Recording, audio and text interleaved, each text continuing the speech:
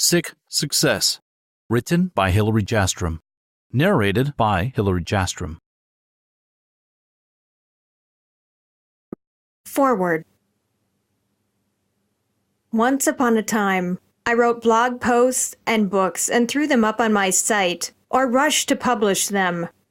It was a matter of good enough as I rushed through my work. Then one day, I met Hilary. I don't remember exactly how we met or who it was that introduced us, but shortly after, Hilary came to me and said, "I'd like to re-edit your books for you." At first, I thought she was just being nice and trying to weasel her way into my life to get me to turn over my prospects or send her referrals. I was naturally skeptical. Now, that's exactly what's happened. I send Hilary every referral I get. She's actually done the editing of every single blog post that I've ever written, every article in Forbes, every article in Huffington Post, every post on Hardcore Closer, every book uploaded to Amazon. Hilary is my wordsmith. I know Hilary as Hill Dog. That's the nickname I've given her, and it's what we call her over here at Break Free Academy. Hill Dog has been a blessing to me, and this book's going to be a blessing to you, 'cause she's got a hell of a story to tell. Since the first time we connected, I've watched Hilary grow. Over 2 years ago, she was a delicate snowflake looking to blame everybody else for her problems. She would accuse people of this and that and was offended by so many things. One day, she and I had a come to Jesus meeting where I said, "Hilary, you're a badass. It's time for you to start acting like it." At first, I think she told me to pound sand 10 ways from Sunday, but then the truth sunk in and she came back to me and said, "You know what? You're right. I've got to harden up." That was the point when she began making different decisions about her life and business. I was there to witness the changes she made, and I have watched her business grow exponentially as a result. I have also watched her attitude improve exponentially. I have watched her quality of life elevate to a level she never thought she could see.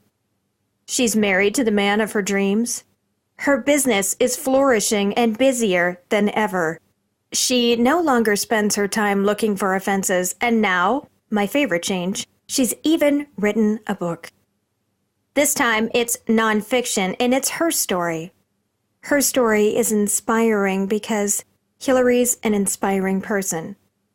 She's a detail-oriented person, too, so you know the book's going to be grammatically correct and properly spelled. That's what she does. I can't say enough about my friend Hill Dog. She's seen me go through some rough times with a bad attitude. She's seen my good attitude carry me through good times as well. And she's always been there for me. In this book, you'll learn the details of her life and her experiences. You'll learn what she's had to overcome in her lifetime. The reason she wrote this book is for you to learn from those experiences, so you will gain wisdom and then go out there and avoid making the same mistakes. Instead, you will prosper. I know Hilary's heart, and that's all she wants for anybody, for everybody to enjoy success. That's why she's so enthusiastic about helping people get their books published and sold, because she wants people to be successful.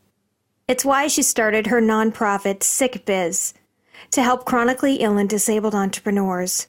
She truly cares, and I truly care about my friend Hilary.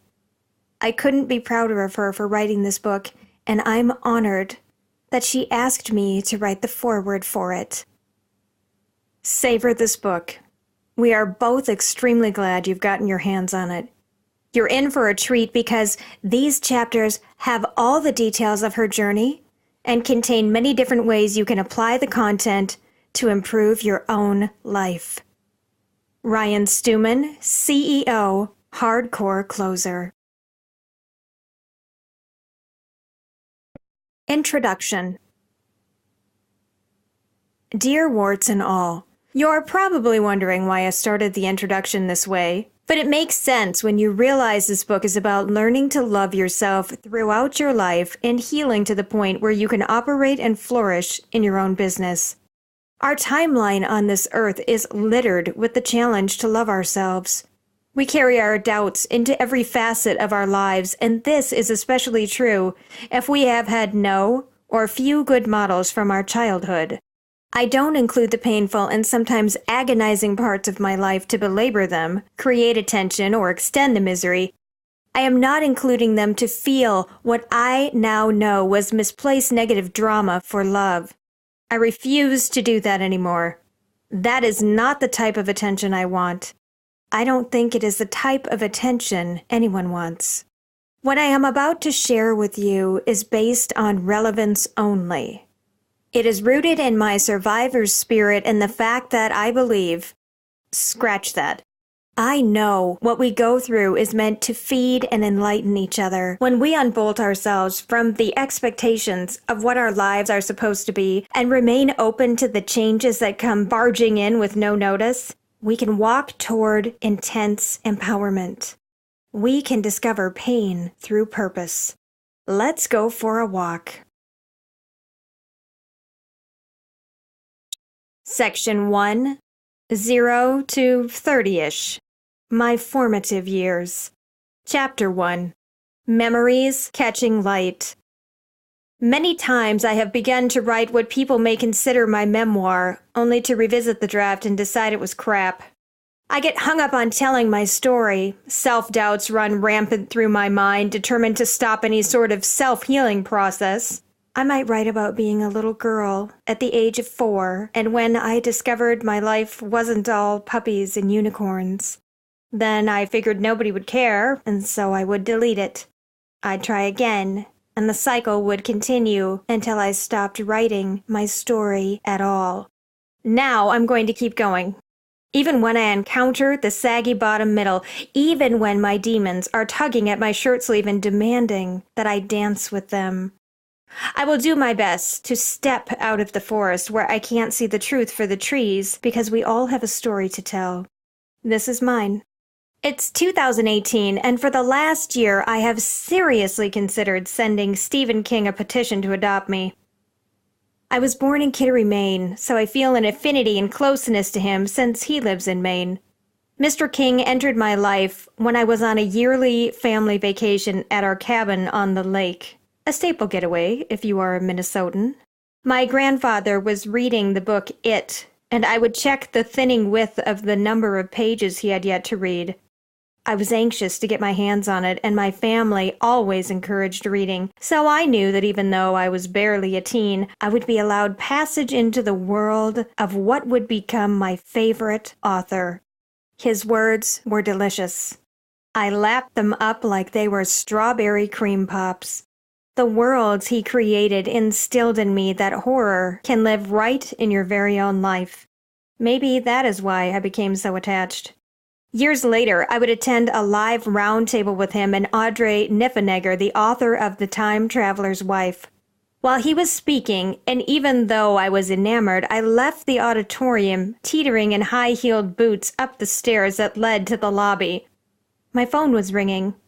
My boyfriend, now my husband, was deploying to Iraq that very day, and it was also his birthday. Only he could pull me away from Stephen King, who I've found endlessly fascinating. But I don't just admire his writing. I've also read he is a wonderful father. He has 3 children who are free, creative people, and his daughter is wheelchair-bound. I am sure his heart broke over that development, but it also teaches me of his compassion. I relate again, as I sometimes use a chair appropriately named the Silver Bullet, an homage to Mr. King. I had an outstanding father for a few years, and then something happened inside his brain as a result of choices he made and the limited tools he had access to, which did not allow him to understand boundaries and responsibility. When I was 13, he packed up his car and moved to the other side of the country. I didn't know enough to understand it would ever enter his mind to desert his children. My mind flitters across many different topics when I remember growing up. I bound from one memory to the next. much like the coveted monarch butterflies I used to capture religiously and put into recycled mayonnaise jars. If I close my eyes, I can still hear the sound screwing the lid on tight made, feel the grip of my hand around the scissors as I punched air holes in the top. My story isn't a movie reel feeding out one event after the other in chronological disorder. I meant to write chronological order, but I'm leaving in my typo of chronological disorder because it's the purest truth I can impart. From the ages of 0 to 11, life was normal. Our family had not yet fallen prey to the increasing statistic of marriages ending in divorce. We were a unit, and to my immature brain, it seemed we would last forever.